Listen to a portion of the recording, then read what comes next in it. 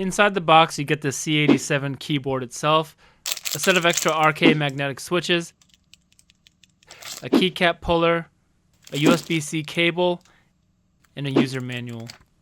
Pretty standard stuff, but the packaging is clean and everything feels well presented right out of the box.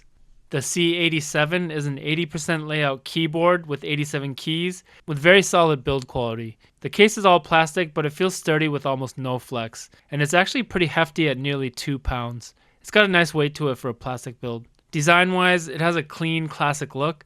I went with the white and green colorway, with green being my favorite color, but it also comes in 2 black-based options.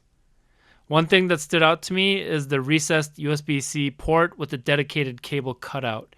It keeps the cable seated neatly and adds to the overall clean design. The C87 uses RK magnetic switches, and they feel smooth and consistent across the board. The key presses are light with very little resistance, which makes it easy to dial in a shallow actuation point if you want those feather touch inputs for fast gaming response. In terms of gaming performance, this is where the C87 really shines in my opinion.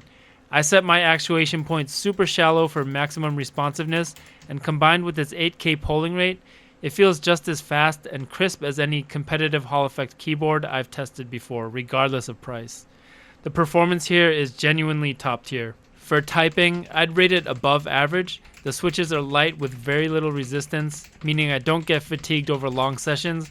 The sound profile is pleasant, and the stabilizers on the spacebar and larger keys feel solid with no noticeable wobble like I mentioned before.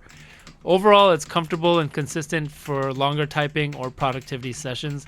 And with the 80% layout, you get that extra functionality without taking up much more desk space. So overall, the Royal Kludge C87 hits a really solid middle ground to me.